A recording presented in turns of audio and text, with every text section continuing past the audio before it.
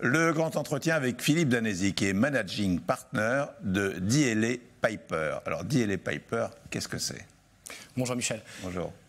DLA Piper, c'est une firme internationale qui est relativement récente en réalité, puisqu'elle est issue d'une fusion en 2005 entre d'un côté des cabinets américains, c'est-à-dire Piper, Rundick et Avocat, RY, et de l'autre côté DLA, qui était une firme anglaise, et ça a donné DLA Piper donc, depuis 2005.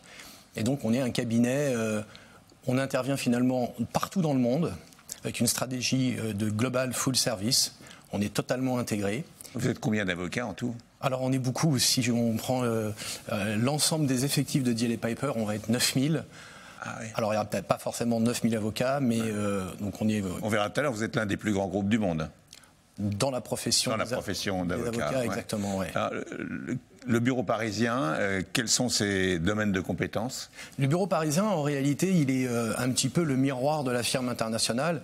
On va d'abord avoir une volonté très entrepreneuriale d'assister nos clients un peu comme des business partners. Et on va les assister dans toutes les pratiques du droit et sous un prisme d'une approche sectorielle.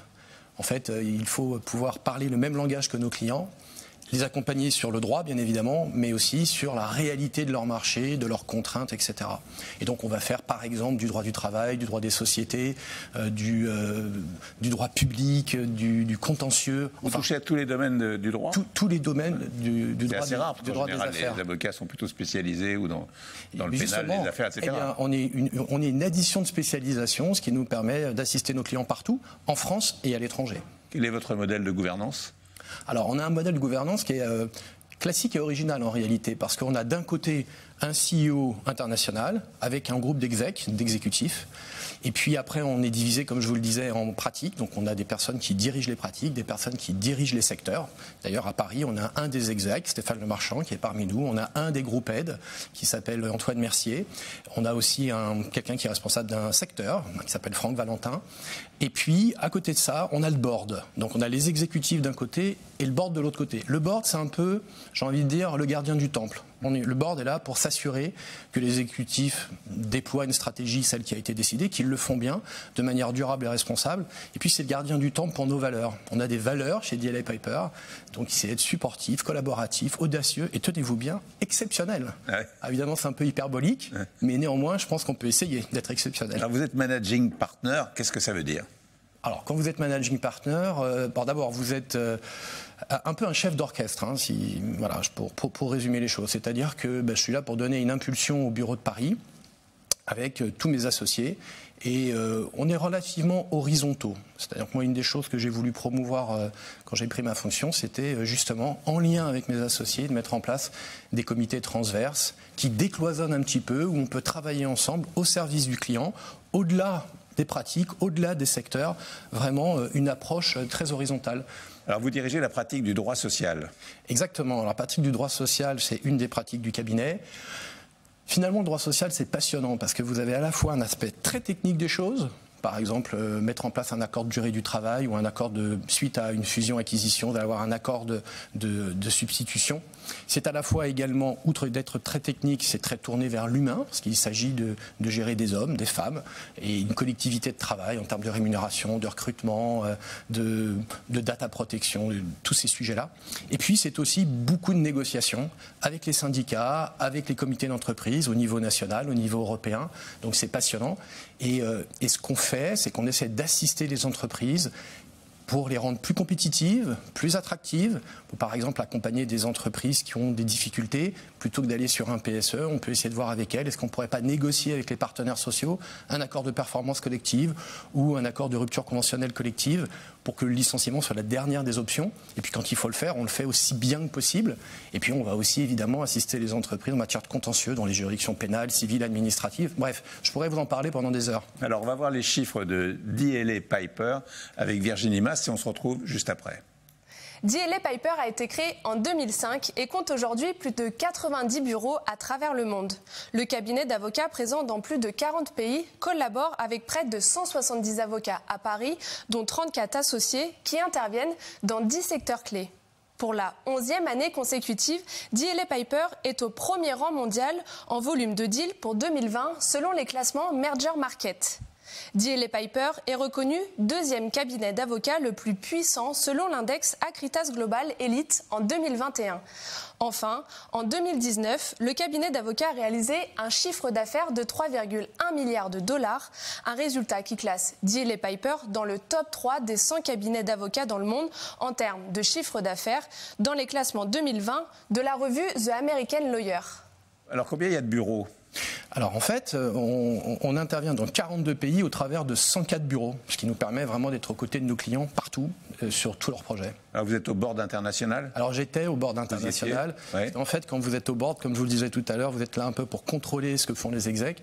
Et à partir du moment où vous avez une fonction exécutive, un petit peu la mienne au niveau de la France, vous ne pouvez plus être au board.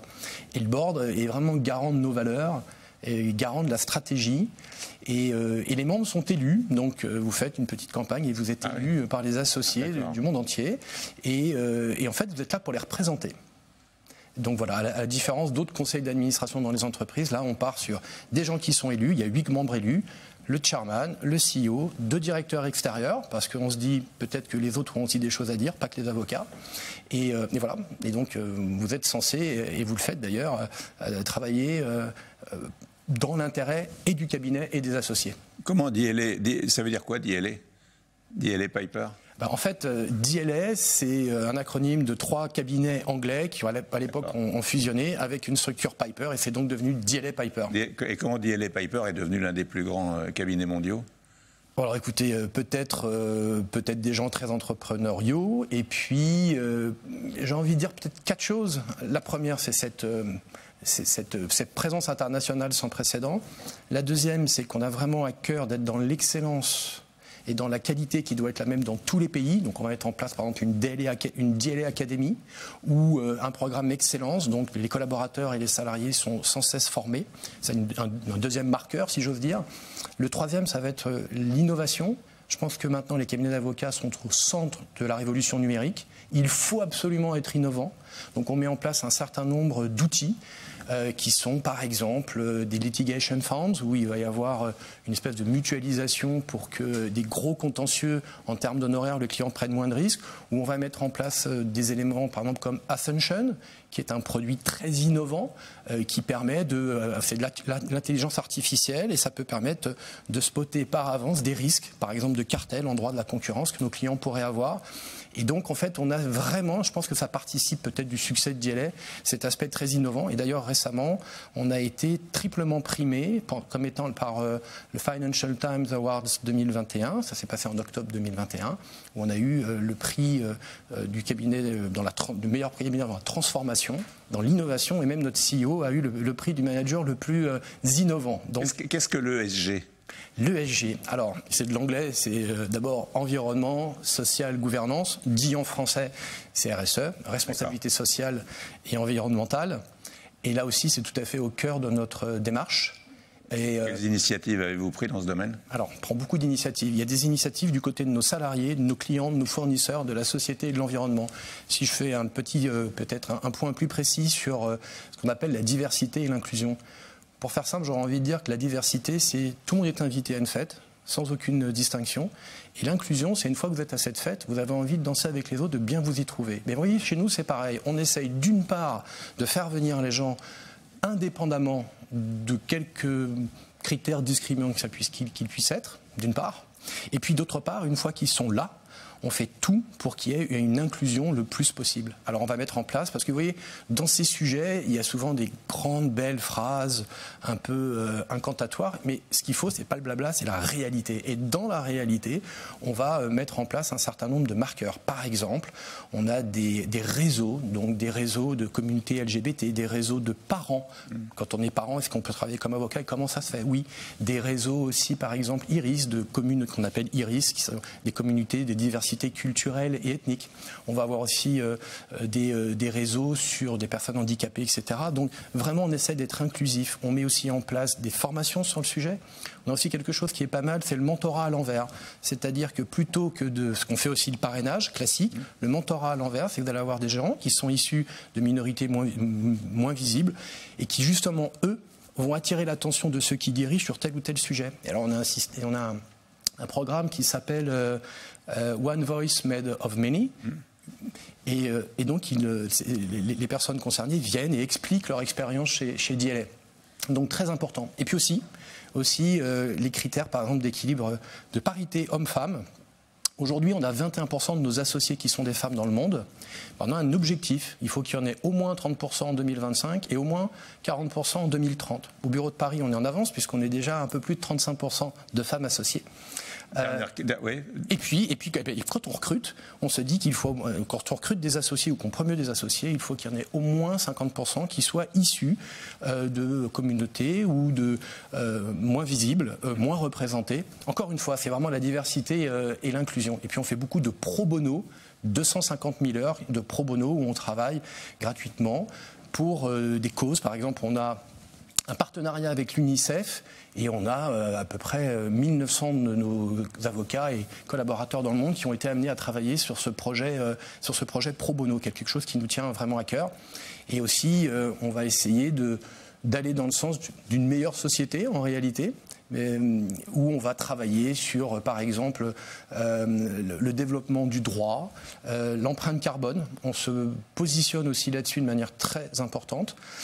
On a, par exemple, comme objectif fixé de diminuer notre empreinte carbone de 50% avant 2030.